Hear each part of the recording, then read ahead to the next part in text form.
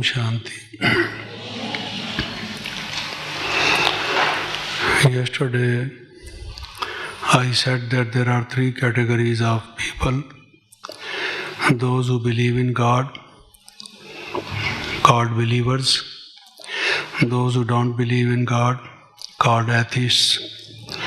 And those who are not committed, not yet finalized, because they think there is no clinching and concluding evidence, and they are called agnostics. So I had mentioned, still each one of them believes in certain values. Those who are believers, some of them having philosophical bent of mind, they also believe in certain values. And it is for those values they seek God, and they find that God is the one who has those values inherent in him. And they believe in God. Those who are against this belief, they think that those values are violated. The concept of God which is generally given to them, they think it is in contravention to what the believers want to assert. So therefore they reject those arguments. But all the same, they also believe in some values. Why I say this is because we should know which is the foremost value in the person whom we are dealing with. Why he is interested or disinterested in God, either way. And I also mentioned about bhaktas. I was continuing with it, and we concluded it because of the constraint of time. And I had mentioned certain kinds of bhaktas, why they worship God, seek God, invoke God, want to have some link with God, so on and so forth. Some thinking that they have sinned and therefore they are sinners. Oh God, have mercy on me. Thinking that God is the purifier. No one else can liberate from the sins. Because even in Christianity also they think that they believe in the original sin. That burden of the original sin is being carried on by every human being. The Adam having taken the forbidden fruit. That they call as the original sin. Other sins follow. And Baba also says, Kamat krodho bhujayate. Other vices are born from sex lust. Of course, that also is born from body consciousness. In their case also they say man became body conscious. They found they are naked. They wanted to cover the body. And then they ate the forbidden fruit, disobeying God, that they should not eat. So that was the original sin which everyone is carrying. And how can they liberate anyone who is sitting in the chair? He cannot lift the chair in which he is sitting. Someone else, if someone is tied to a tree, he cannot open the knots of the rope with which he is tied to the tree.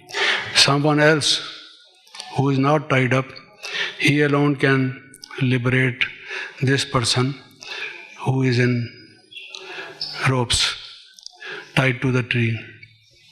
So they think that they are sinners, and therefore they pray to God.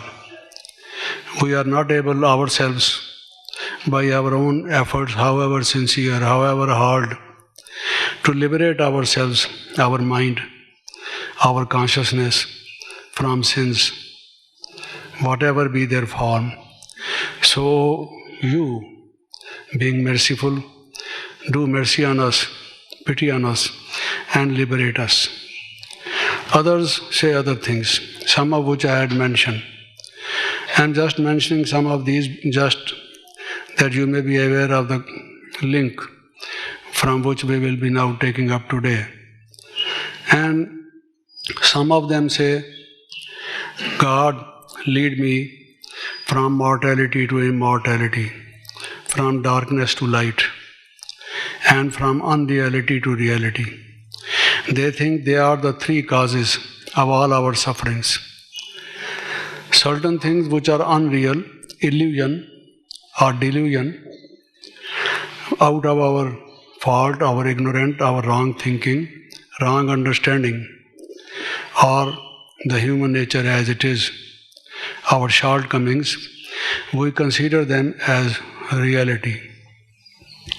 And that is what takes us to something which we call evil.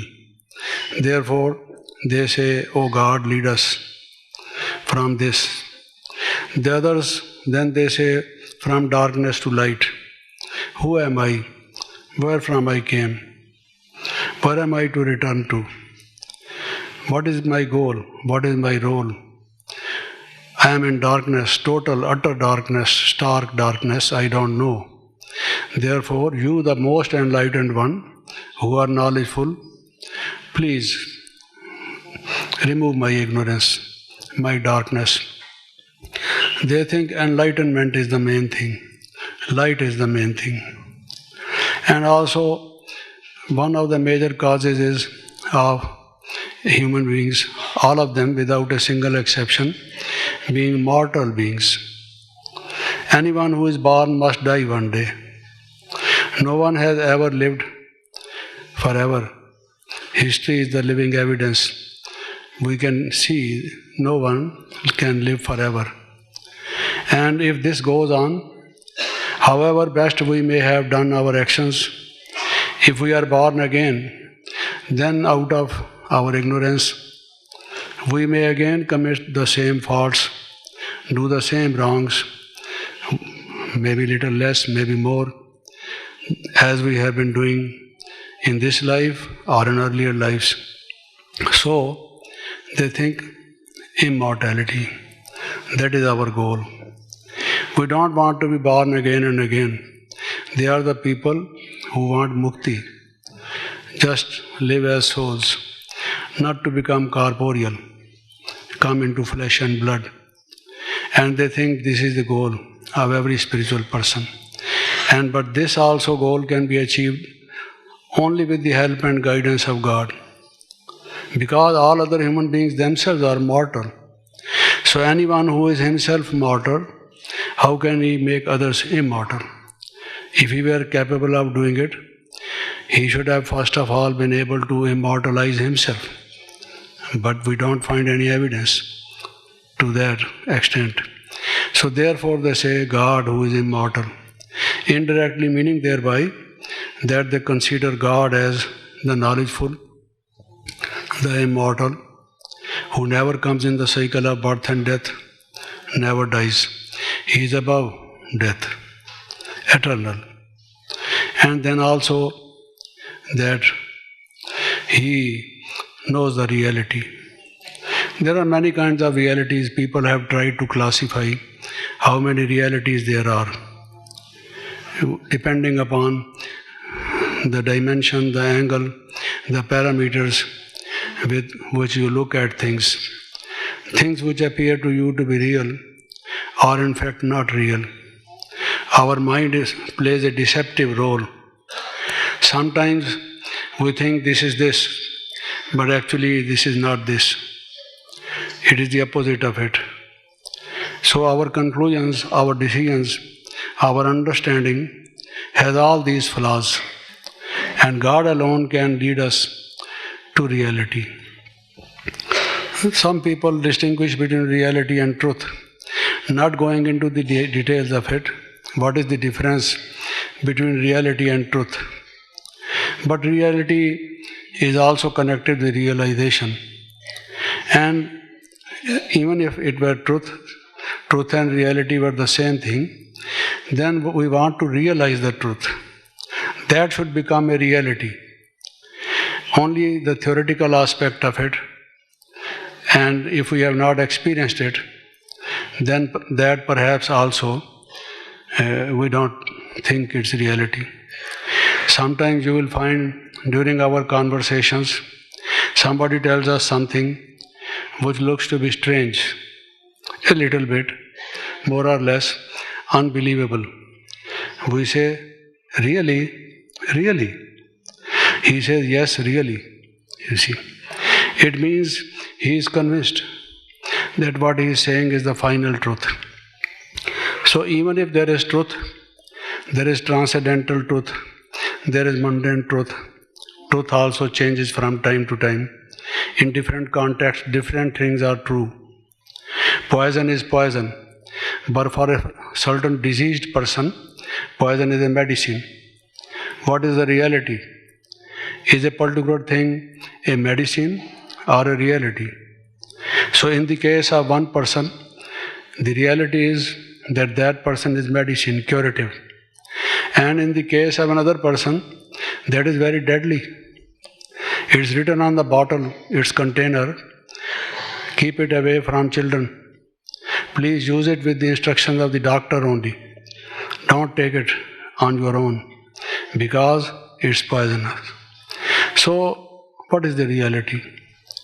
Because without understanding the reality and realizing the reality, we cannot have final liberation. That moment of bliss, that deep peace, being with ourselves, we cannot have this kind of a goal achieved in our life if we don't know the reality. The reality must dawn upon us.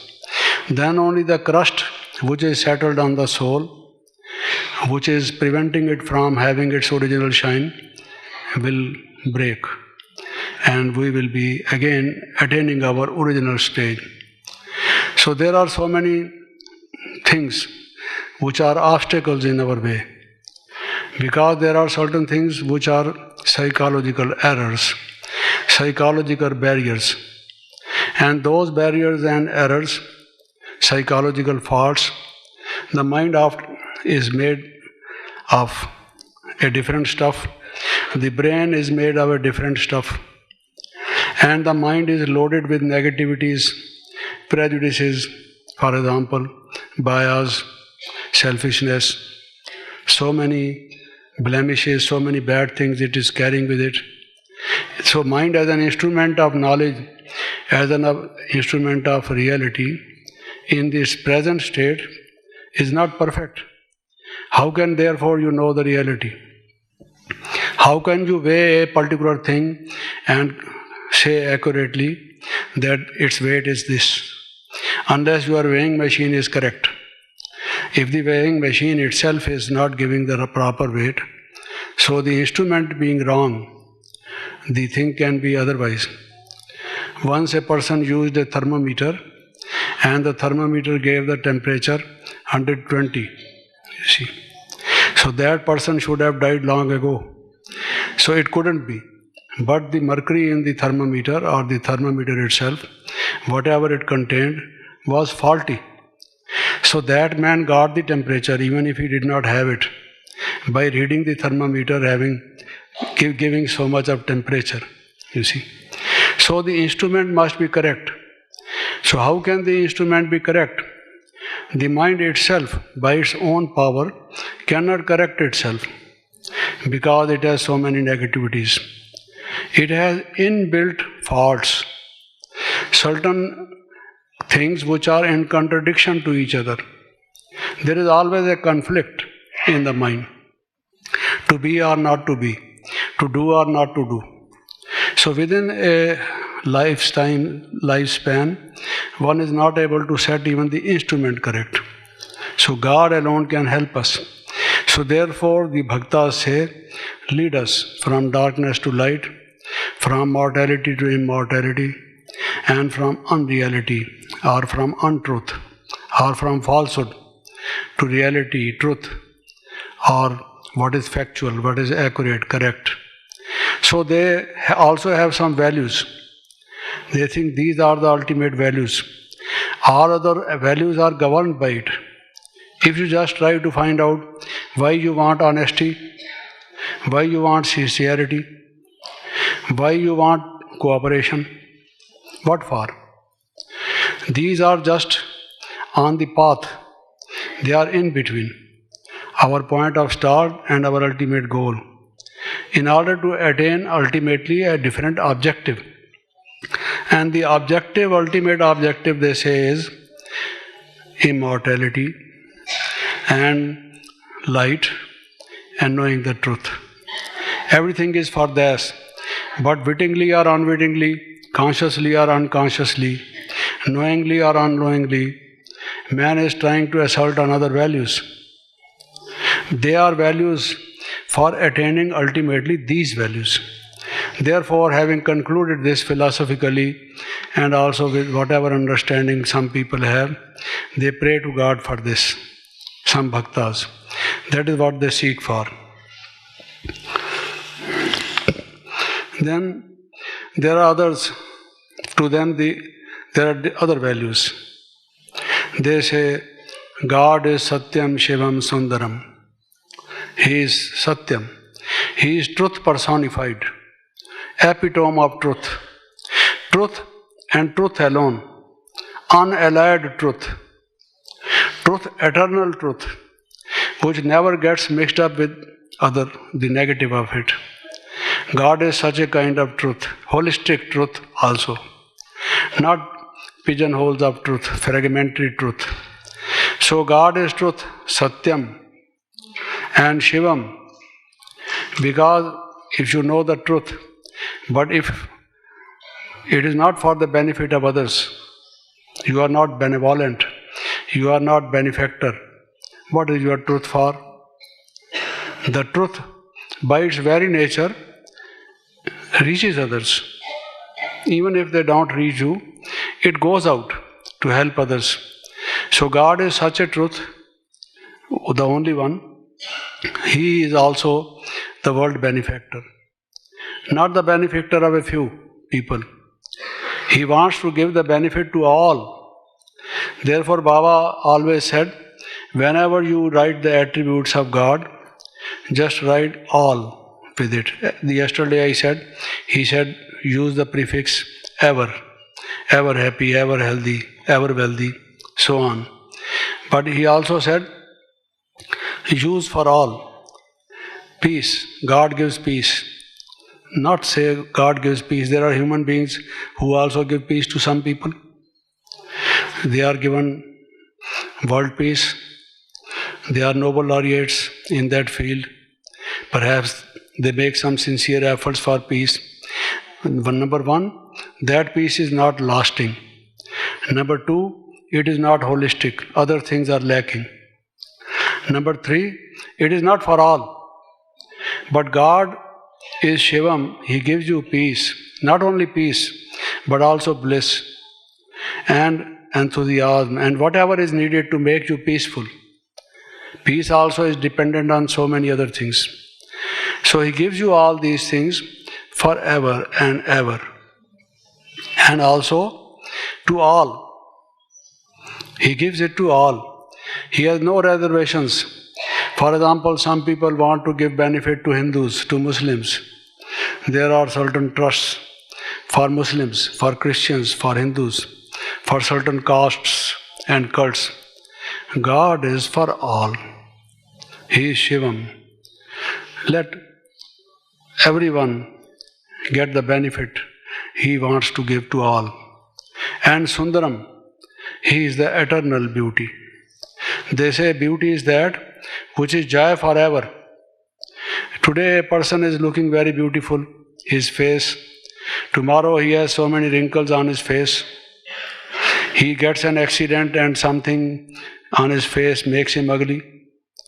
Or there is a disease which causes some changes in the man and they come out on his face. Or even if his face is beautiful, his mind is not beautiful. He shouts, he is angry. He is short-tempered person. Always showing such signs on face that you are afraid. So you can't enjoy the beauty of his face. And moreover, our face is full of holes. Previously they thought that moon is beautiful. But now they know how beautiful it is. Similarly, if you look at the face with a microscope, you will see how many holes it has. And who are dwelling in the holes? So many germs and so many viruses or whatever, you see. Particles of dust, sweat and other things. It is not beautiful. A thing which is really beautiful, eternally beautiful and handsome, virtuous, always, ever and ever, is God. Not subject to the vagaries of time, subject to certain other variant factors which will destroy or demolish or say change its beauty, you see, make it ugly. No.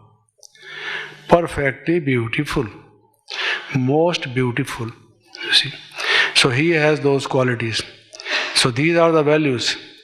Why people go to cinemas, to see the movies, to gardens, do this, do that, and other things, for pleasure, for enjoying the beauty of nature. Go by a lakeside, go to a place where there's a lot of green, there are flowers, so on and so forth. So man is either after beauty or he is after truth. If a friend of you tells you falsehood, you say, from today I won't talk to you. You have deceived me. You tell lies. That means you want truth. You believe in truth. Someone who does not tell you the truth, they say he is a cheat. He deceives. What happened in the case of Clinton? Why the Senate and the Congress was after him, you see. They say he committed perjury on oath. He told lies even after taking oath, official oath, before the judiciary, you see, jurists. So, truth. If you just go deeper into it, you will find man wants truth, you see. And something which is good. That good is Shivam. Not bad. Not something which gives us a bad feeling. And also Sundaram, beautiful. And they think these are the qualities inherent in God. He is full of them forever and forever. And He is not only having all those qualities forever, but He shares it with others. He blesses others with this. There are people who have money. They are selfish people. The money lies in the banks and they leave their body. It is not used either for their own benefit or for others. What for is their money? They are rich people, multimillionaire or billionaire. But what is all that wealth for? Useless, you see. There are many poor people, there are many diseased people, there are many uneducated people. They didn't spend even a single penny on them, any one of them. What is the use? But God says, my dear children, my everything is for you, inexhaustible. I have so much that I would never say there is no more, I am exhausted, finished. Whatever I had, I have distributed. It is for you to get it, and I will go on giving it forever, you see. So such are the qualities of God, and therefore they worship God because of these qualities. And then others say there is some morality, some moral law, some moral principles in this world. Honesty, for example. If someone is dishonest, you don't like it. If someone is insincere, you don't like it.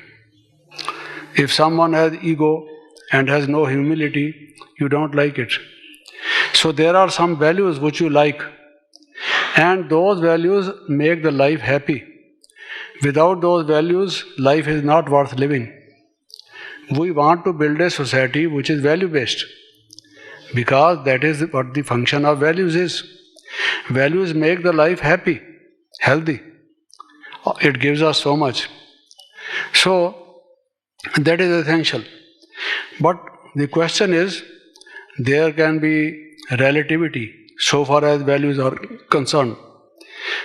Some people think that Muhammad, he was the last prophet, the greatest on earth that ever was, and they believe in Sunnah. Sunnah means they read the biography and the life story of Muhammad, what he did in certain situations, how he behaved, how he acted, and they find that what are the values which he manifested in his life when he in flesh and blood.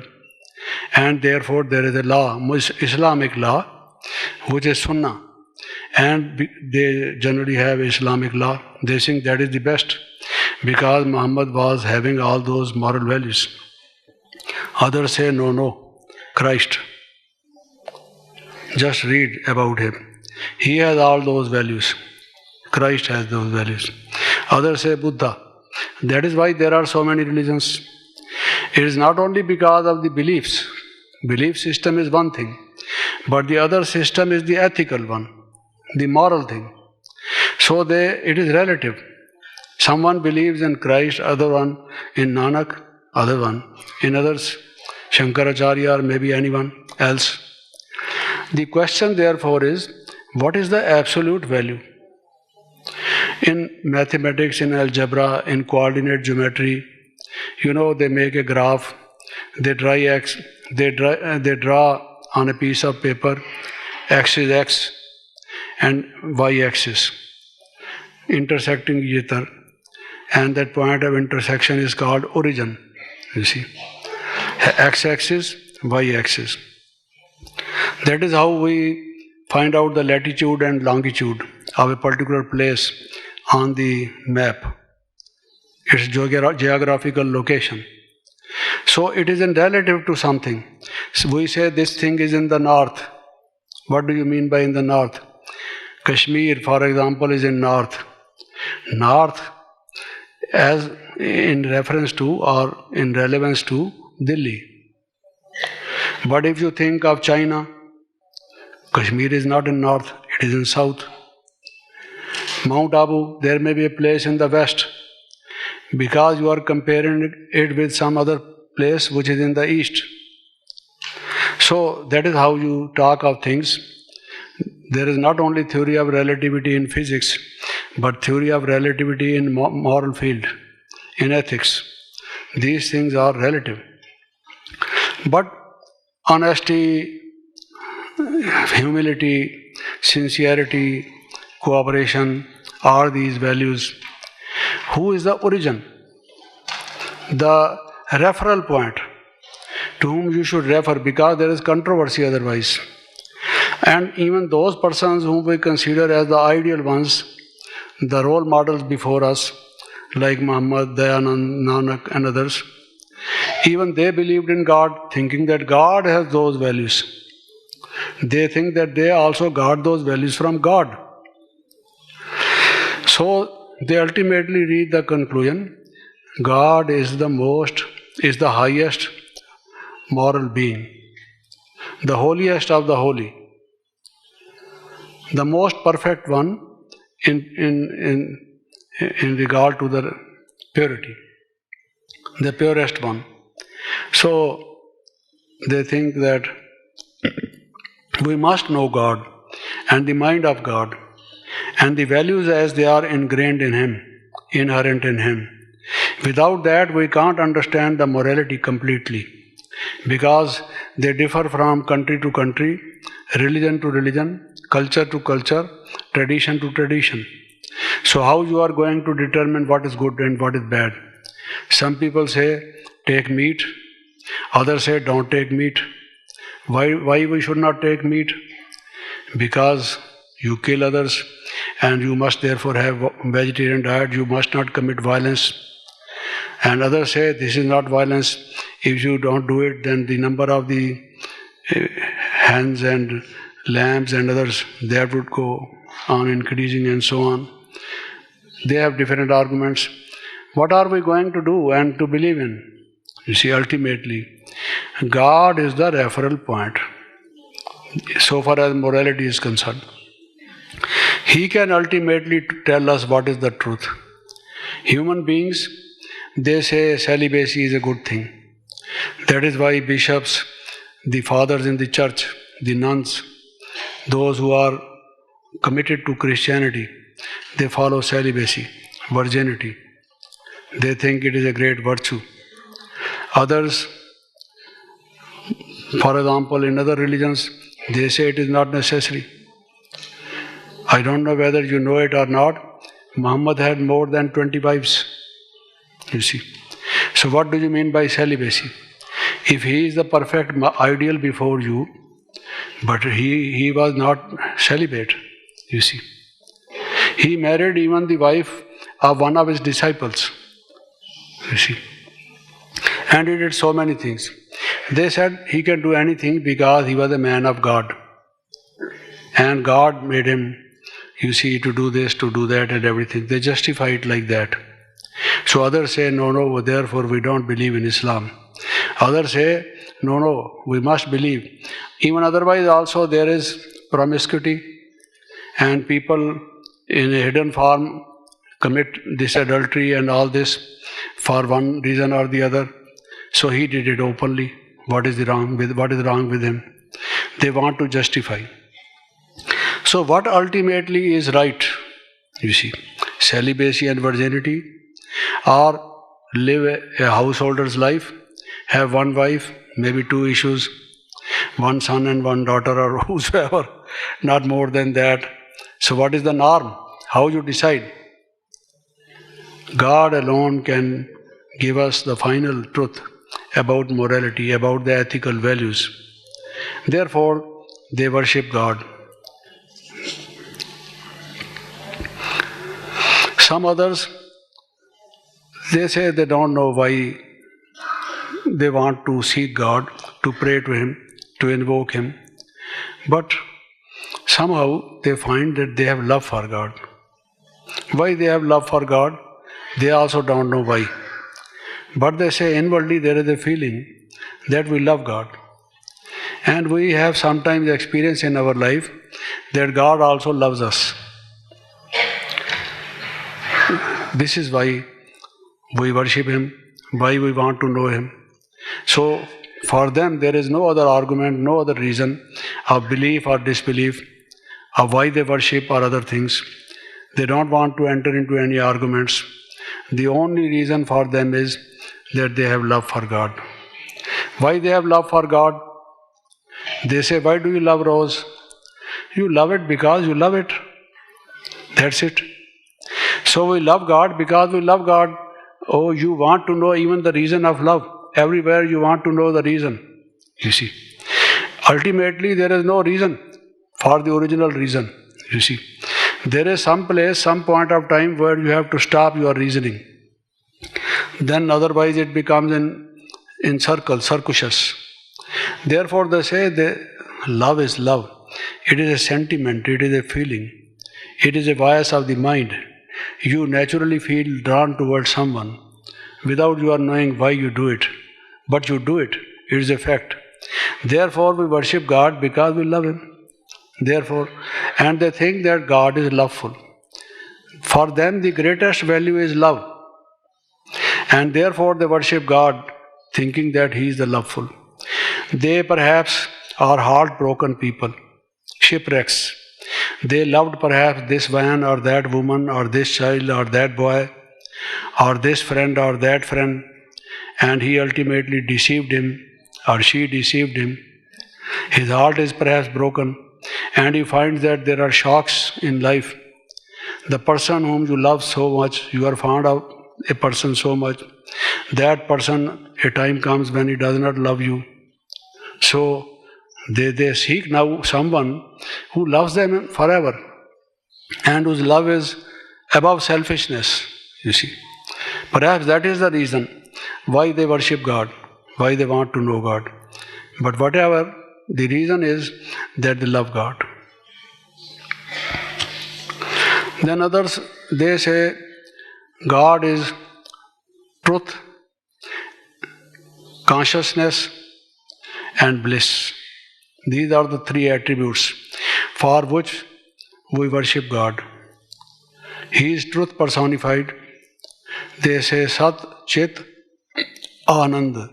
Sat Chit Anand. Sat means existence. Even the material has existence. Sat has two meanings. One meaning is existence, the other meaning is truth. Matter exists. It is true. It exists. Then matter does not have consciousness and it does not have bliss. There are souls, living beings, in corporeal form. They are Sat and Chit. They exist and they have consciousness, awareness, self-awareness, self-consciousness. They are not only conscious of the material existence, but they are also conscious of themselves, that they are. The main thing with human beings is that they are self-aware. I am. What am I thinking? Rightly or wrongly, and so on.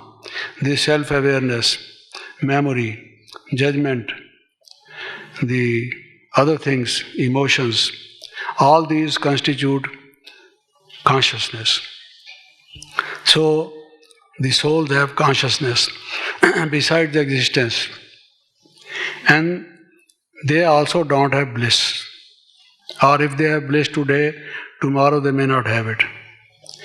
But we find that some people have happiness in life.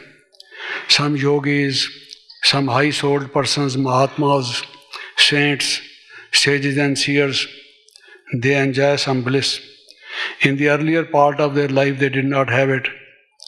But maybe presently when we come in touch with them, we find that they have bliss. But they did not have it earlier. And it is not full bliss, it is growing. Today they have bliss, tomorrow it may be more or it may be less. But God is the one who is ever blissful. No disturbance in Him. And therefore they want bliss. They say bliss is the greatest achievement. For them, in the whole value system, some say players. The principle of player is basic for them in ethics. You do in order to seek players. Now, they are one type of people. Others for other things. Power. Nietzsche, for example, existentialist. They say man is for power. Karl Marx said no, man is for money. Freud said no, man is for sex. So they think one thing or the other thing is the desideratum, the factor which moves them all. One thought in their mind, that is their goal. Man is moved by any one of these. Now if they want sex, perhaps they think it gives them pleasure or bliss. If they want power, they also think that they feel better when they have power. Actually what they want to seek is bliss, but they don't know it. What for you want power? There will be so many problems if you have power. But they want power thinking that they will be in a better position. They will feel better.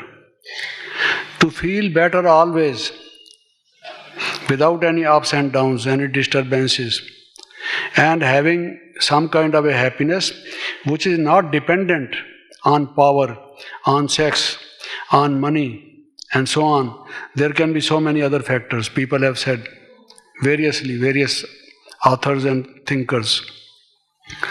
Bliss is that quality of life, that experience which is the highest, not depending upon money, not depending on power, not depending on anything worldly or material, on human beings, on relations, on certain circumstances.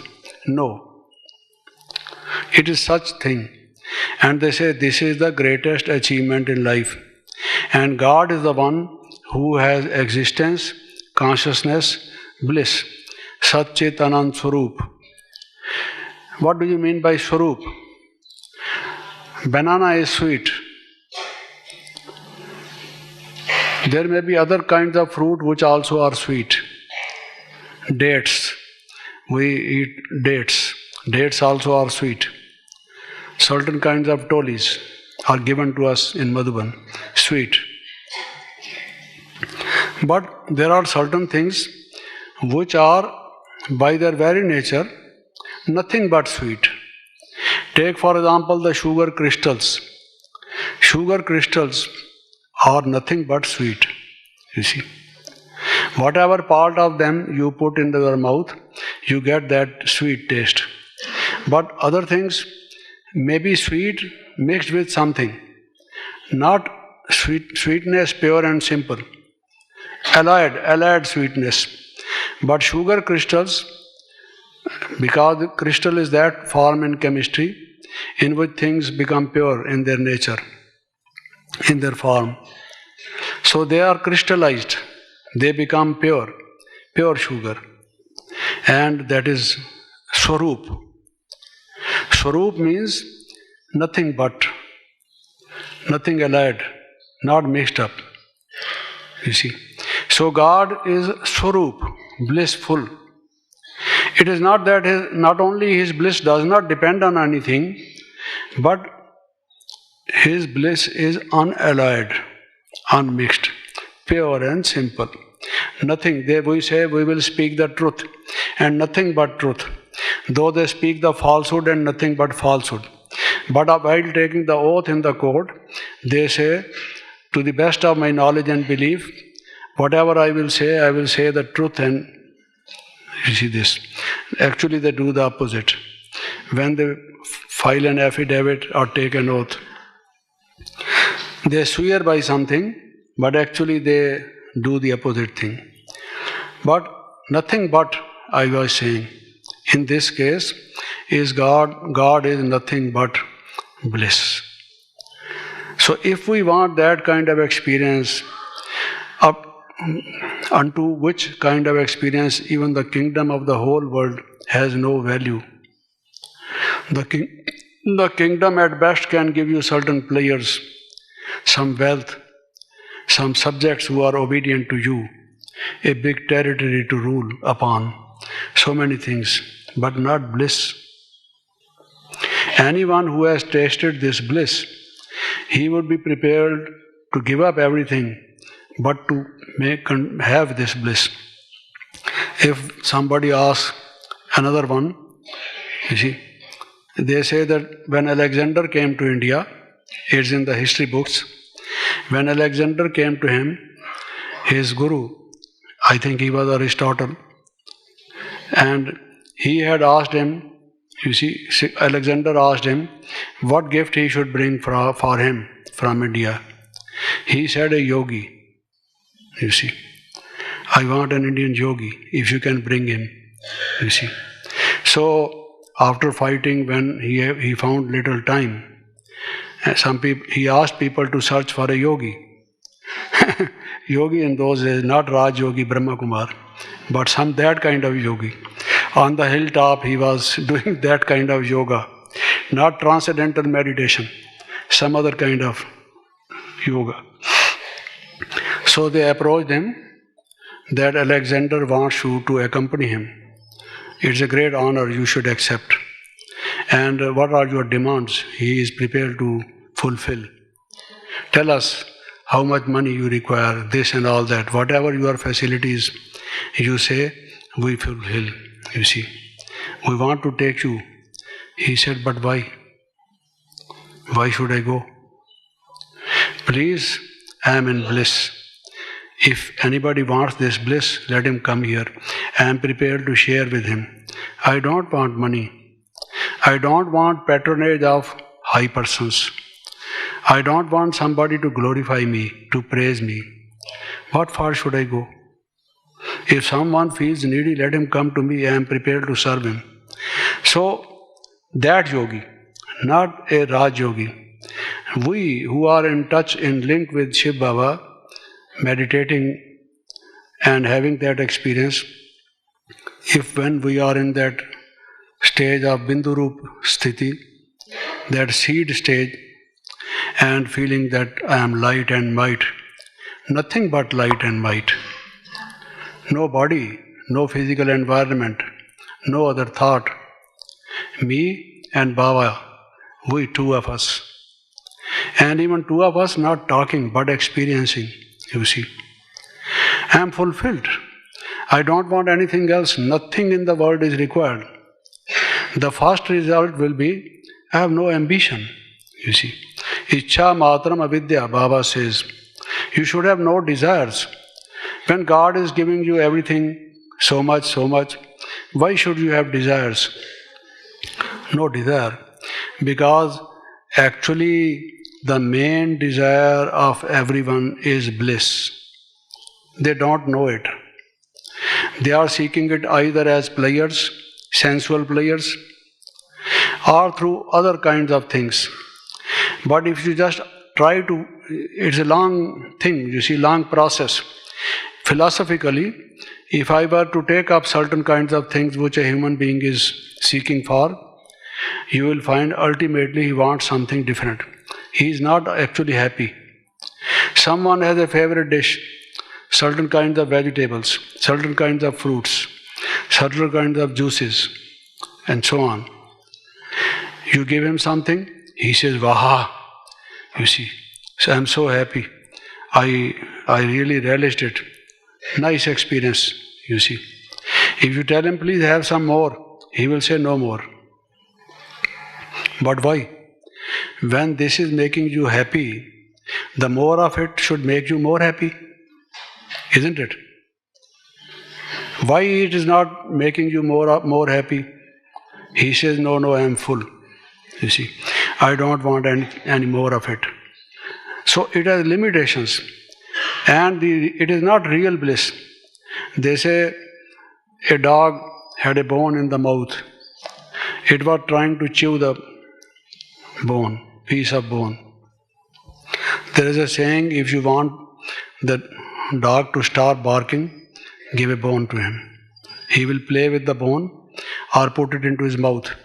And when he puts the bone into his mouth, naturally he will stop barking. Why he is fond of bone, the dog? When he has the bone in his mouth, he tries to chew it, and the result is that his gums are injured. The blood comes out of it. He thinks he is tasting blood. He feels very happy. Good experience. He feels it is bliss. You see, that is the dog bliss he is having, not the yogic bliss. The poor fellow does not know that it is his own blood. The bone is actually giving him nothing, you see. It is only injuring his gums, you see. He does not know the reality, why he is getting this, you see. So even if somebody feels very happy by getting this kind of pleasure, that kind of pleasure of the eyes, the ears, the nose, they have different sources of pleasure. You will find in reality this person wants that kind of pleasure which is more refined, higher, for which he has not to depend upon others, which are not harmful ultimately. These ultimately, they say when you eat, the food also eats you. In Sanskrit, the food is called annam, anna. Anna has two meanings. That which you eat and that which eats you. So I don't know when you eat the food whether you think that food also eats you. How the food eats us? Because when you take the food, your teeth, your taste buds, your stomach, you see, so many things come into action. Your organs begin to play their part. There is wear and tear. You are growing, losing energy. For eating food, digesting food, eliminating the wastage of it. So it is not only that you eat the food also eats you to an extent. So all kinds of pleasures ultimately are not the things forever, the bliss forever. God alone is the one who gives the bliss forever. Therefore, those bhaktas, those worshippers seek bliss. Therefore, they want to invoke God. Oh God, give us bliss, they say. Those who understand what bliss is. Some others think God gives security. You see, they are security conscious. Security is one of the human needs, very important, you see.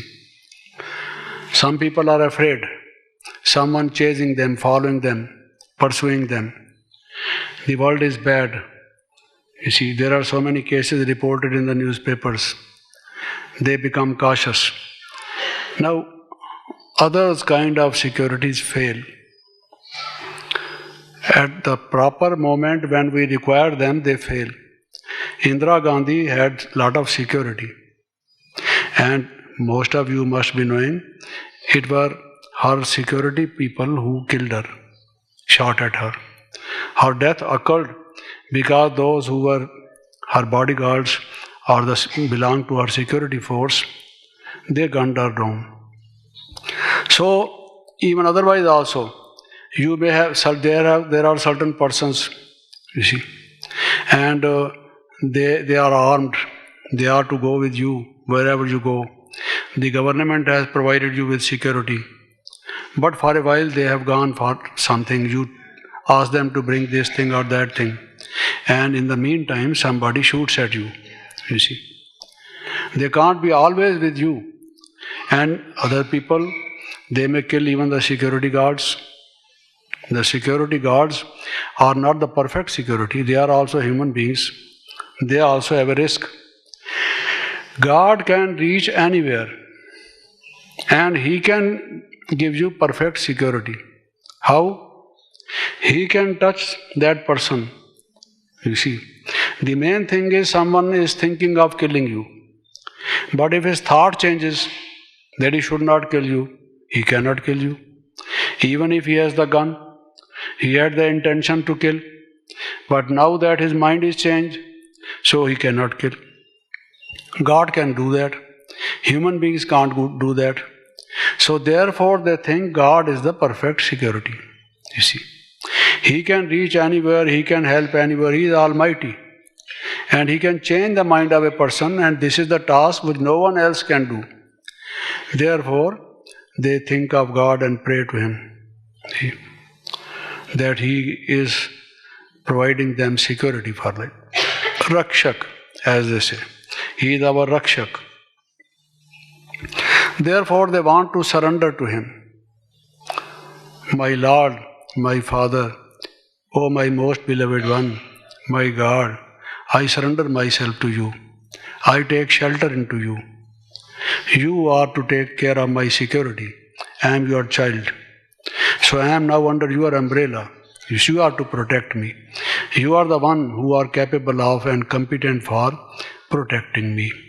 So that gives them a good feeling. God takes care of me. You see. And there are so many stories, you see, how certain persons were saved because they believed in God, thinking that God would help them. He does help. And having learned those stories from those people who had this kind of experience, they think it is worth. We should remember God, pray to Him. Then others think they want to know the future. Even when some people meet you, meet Baap Dada, meet senior sisters, Dadis, they will say, Dadiji, what is our future? You see, you also perhaps, not perhaps, but surely, you want to know what you will be in golden age. Perhaps you don't find someone who can tell you, otherwise you will approach that person and think of standing even in a queue to get this confirmed information, whether you will become Lakshmi, Narayan, son or daughter or descendant. What will you become in golden age? That you will go to golden age is sure, because now you are linked to Baba, obeying him. But what you will be in golden age? You see, you want to know? Every one of you? I can tell you. Because Baba keeps his files with me, you see. So they all want to know, you see, the future. And they think God alone knows the past, the present and the future. And He alone can tell. You see, Trikala Darshi. He is the knower of the past, present and future. Trikala Darshi. No other one is Trikala Darshi. So many people now read the prophecies of Nostradamus and others. They think he predicted so many things. Others, like Isaiah in Old Testament. Similarly, other prophets, they are called prophets because they prophesied, they predicted. And people think they were saints because they think they predicted, they had that ability. They were God-men, you see, so to say. But God himself has this quality. He is Trikalarshi. And therefore they want to know the future. Therefore they go to astrologers, and to palmists, to other such like allied systems to know what their future will be. You see, because man wants to know the future. God alone can tell the future. So therefore they worship God that He might bless them some vision, give them some kind of a revelation, some kind of a premonition, so that they can peep into the future, know their future. So these are some of the reasons for which the bhaktas worship God. Now, before I proceed further, I would like to tell you what Baba has to say about bhaktas, about philosophers, about agnostics, about the various arguments. I had told you yesterday also certain things, but I have said certain things in today's session, and referring to that, I would say, what are the proofs for which, on the basis of which, Baba gives us the belief that God exists? Before you experience God and you practically realize, you want to know, you have to have knowledge, convincing knowledge that God exists. You see. So there are, as I told you, the argument from design, the argument from systems, and so on and so forth. But what are the arguments that God gives? Now I'll tell you that, which are very particular to only our system, which no other person has ever touched. They have given different proofs, which perhaps are not valid. That is why there is controversy. But Baba has given us certain other proofs, altogether a different category, you see, provided someone understands it. Now one of these is, Baba says you can see the religions. Christianity. Who founded Christianity? Christ. Buddhism. There are Buddhists. Who founded Buddhism? Buddha. Jainism. Yes, Jainism. Who founded Jainism? Mahavir. So on and so forth. Muslim religion? Muhammad. Jewish religion? Our some sisters and brothers say Abraham. I would say Moses, you see. But whatever it may be, these religions were founded by someone. They have a founder. That is the father of their religion. They call them father, the father of the religion. Even now, they call the bishop in the church as their godfather. Though he is not the founder, but someone who takes care of their moral and spiritual progress because of that reason. As a father looks after a child's well-being, so does the head of a church take care of the people, those who come there. So they have founders, they are called fathers. But Baba says, besides that, there is another religion. That religion has lost its original name, but it exists. Though in a changed form, in a degenerated form, in a deteriorated form, it exists. It is called Hinduism. Therefore, people don't know its founder, its father. That is the ancient most and the original religion. He gives us the illustration of tree, the roots, which was the ancient religion. This Christianity, Buddhism, Sikhism, Islam, Shankaracharya, they are the offshoots, the branches and the sub-branches. But the root, what is that religion? Baba says that is the original religion of gods and goddesses, Devis and Devtas. Not going into the detail of it, that can be explained at length. There are proofs. There was a time when people did not believe in gods and goddesses. But now, for example, the book on chariots of gods, Someone has written about paradise. He has collected what the tradition of every religion says about paradise. It was here on earth. They have given so many other proofs to say that once upon a time on this very earth, there lived people who were much higher as compared to the people today. They, in terms of morality, in terms of their lifestyle, the virtues, the qualities they had, you see, Devis and Devtas. Even when we read the Old Testament, there is mention the sons of God married the daughters of men. Have you ever noticed? The sons of God married the daughters of men. There came a time when still there were some gods and goddesses. They had become a vanishing tribe. And now the people who lived, they were men, though great among men, but no longer they had those divine qualities as their ancestors had. Devis and Devtas, they were not like them. So they think that, therefore it has been said, the sons of God, gods with G small, Devtas. The sons of gods married the daughters of men, you see.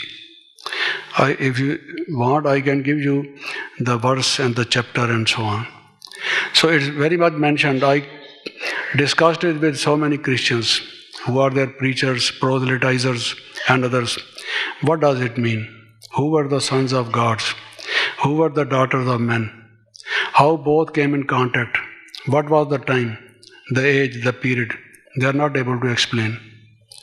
They have certain institutions which publish certain things and distribute among the people, the Bible and other books, you see, by different names, worldwide. They have their branches. I went to them also to ask, you see, because they have their own seminaries. I said, you discuss it among them, and what your scholars say, let me know, you see. No, they don't know. It was the beginning of Copper Age, end of Silver Age. You just read the Old Testament, this person, then that person, then that person. He lived for so many years, he lived for so many years. By that time you will find the Copper Age came. And then at that time they say, the sons of gods married the daughters of women, you see. I told them, they said, maybe, we do not know. So that was the Copper Age. Baba says this was the religion of Adam and Eve. You believe in Adam and Eve? He was the father of the human race. Great grandfather of humanity. But who was the father of Adam? Who created Adam? You see. So there are Dharmpita, fathers of religion, and there is Parampita, Supreme Father. Because this process goes on, and even those Indologists and other people who have done worldwide research in languages, the German language, the Scandinavians, the French language, English language, Italian language, and so on, they find there are common words which are used day to day. Sugar, water, sister, brother, father, mother, house. These things, they have the common words. They are derived one from the other. They have been changed as if the Aryans have gone out of India from one country to other country, it can be explained how this word became elephant. Elephant. The word in Sanskrit is what? And when they went to Persia, what word it became? When they went to France, what it was? There the T was silent. It did not, it had no, fen. Then it became fent. They went to the country where T was vocal. They have written books and books on it, you see. If one can give so much of evidence from various fields to say, gone are the days When people used to say that the ancestors of men lived in caves and jungles, they were hunters and gatherers. Once upon a time, this theory came into existence and it had been spread. But now, there are people who believe that there was an earlier civilization. There are carvings, stone carvings, so deep, ornamental carvings, so artistic.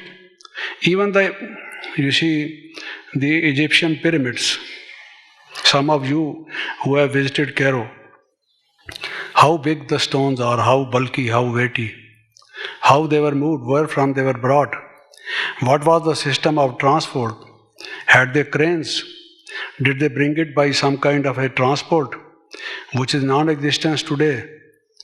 Then the Vimans and other things are mentioned.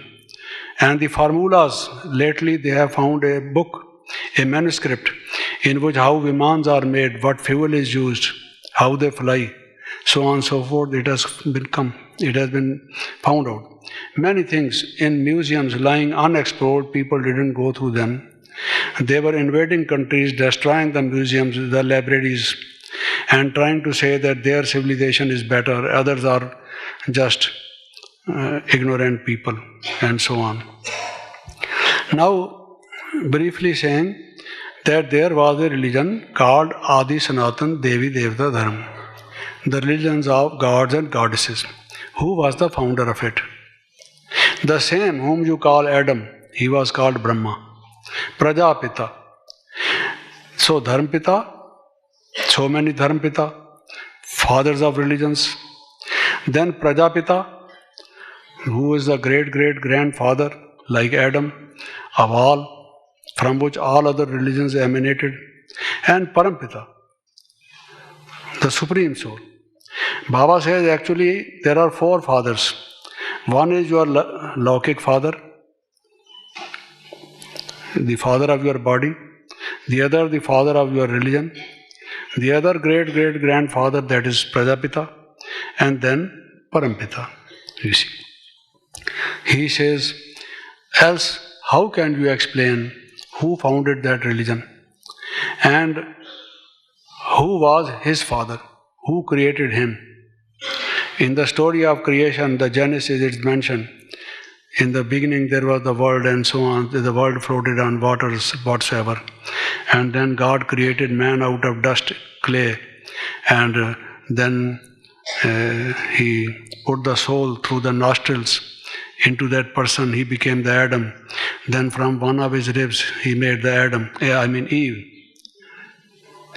Without any explanation, without any biological basis, that a person is born only from one rib, you see. In New York once, after a seminar, we were in a place where we were to eat something.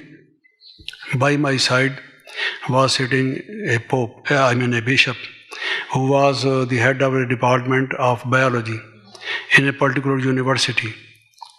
So since I generally don't talk when I am eating, but in the West it is a fashion that when you are sitting you must not keep silent, you must speak. Otherwise they think that he does not want to reveal his ignorance, he is a foolish person, therefore he does not speak. He is very dry, very so on and so forth. So willingly or unwillingly I began to speak to him. But what should I say to him? This man is, bishop, and he belongs to Christianity. So I happened to ask him, sir, I wanted to know one thing. Since your background is a biology, physiology, the mention about Adam, how old was Adam when he was created? Just a baby or a person of 7 years, 8 years, 10 years, you see. He was created as a man or a boy or a baby, you see. I want to know. Then the breath or the spirit was infused into that body of Adam afterwards. But they say if the brain does not get oxygen for so many minutes, it becomes dead. Sir, how is it that Adam was living? You see, didn't it become a dead body? How could it be revived? You see, what kind of treatment they gave to Adam so that he I asked, he was furious. You see, I thought that I have made it difficult for him to eat, eat, eat anything. So I said, forget about it, let's talk about something. I thought he is the proper person because he is of the head of department. I said, how you explain this to your students, Christian students who are believers? I just wanted to know. But if you mind it, please forget about it, you see. Because they have no explanation, it is a blind faith. But Adam was created, as it is mentioned in the story of creation. How it was created, they don't know. God created, they say that. Who is God who created it? How he created it? They don't know. And therefore they say there was clay, as if he made a toy, and into the toy he infused something, and this is funny, you see. At least I can't believe it. Some of you maybe, I don't know. So, but Baba says that this was the original religion. And this Prajapita and Dharampita and that Parapita, that is how he gives one of the proofs in the existence of God.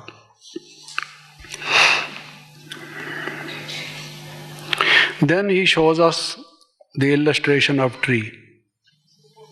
Very logical. It sums up the whole history. I hope that Sister Jayanti remembers when I came to London for the first time, she had asked us whom we wanted to meet. I had suggested one of the names, Bertrand Russell. You see, he had written 60 volumes on history.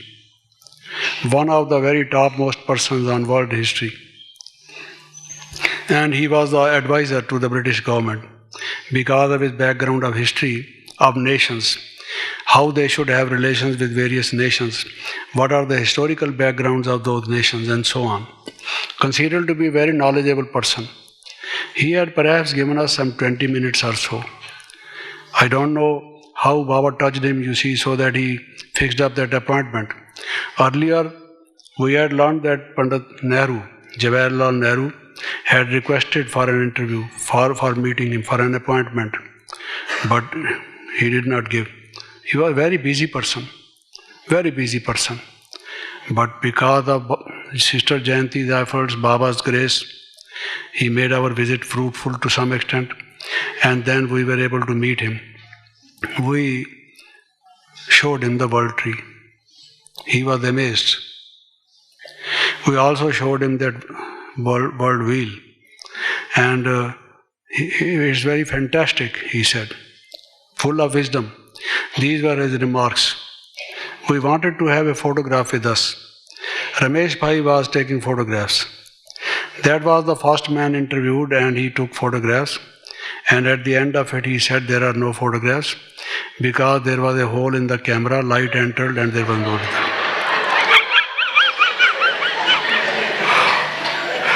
You see? Okay. I don't know what sort of camera it was. It was a very important thing. If you meet a historian of this type and you just recalled, if you had something which recorded his views. Now from 20 minutes he went on to about 45 minutes or more, asking questions. We told him about destruction, about golden age, other things very clearly. Let us give him message, whatever his beliefs are. And he felt very happy with whatever we said. We presented a set of those pictures to him.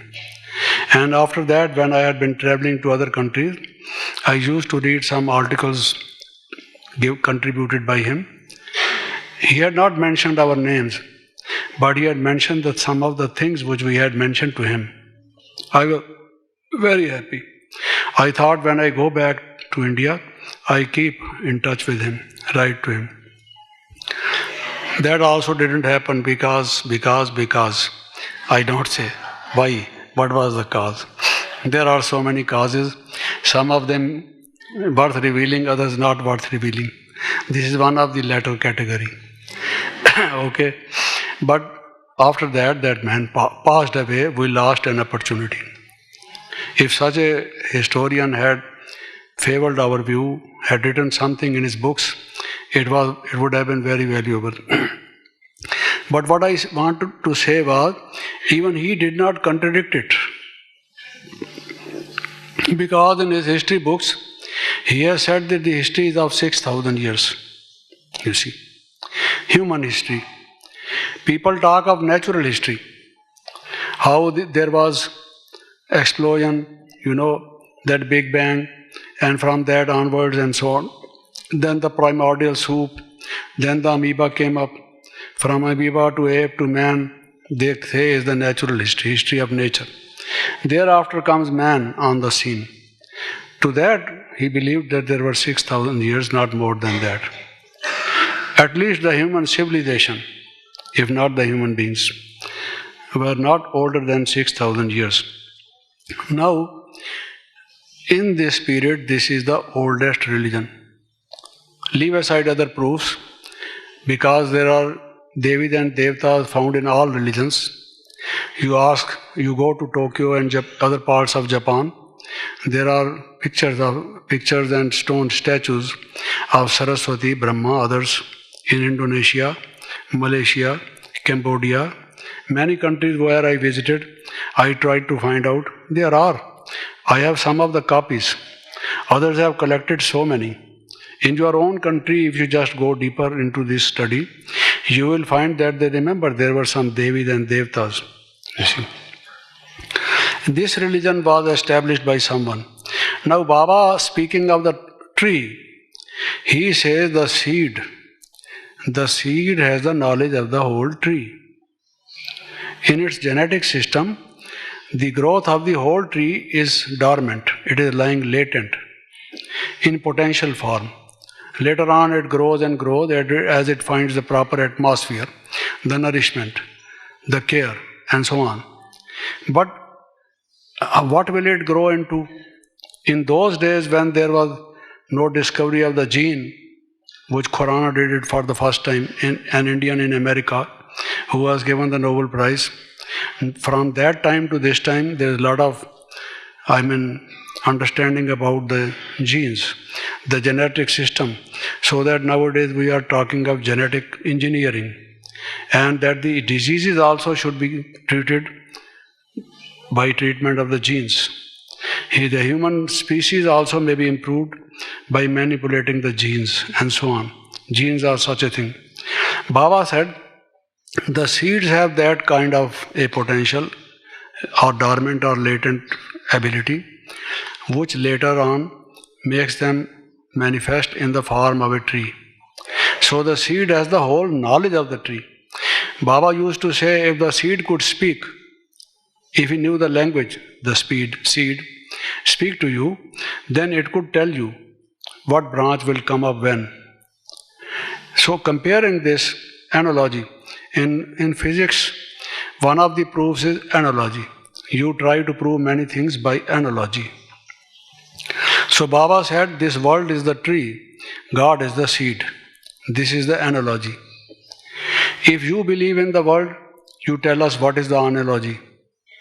What do you compare the world with? If we tell you your analogy is false, your whole philosophy falls to the ground. It is the perfect analogy where the relationship between the world and God is that of seed and the tree. Eternal tree, Kalpa tree, you see. And the seed, the eternal seed, who has the knowledge. Therefore, he knows the past, the present, and the future. God knows, and therefore he comes and explains. And the tree also has this. So he wants to know, if you don't believe in God, the world is like a tree. Just see its evolution, its development. You can make a tree of psychology. How psychology started. What are its branches and sub-branches? A tree of philosophy. So many trees you can make in different systems. But this is the true of religions. Because humanity is mainly divided into religions. Millions of people are followers of one or the other religion.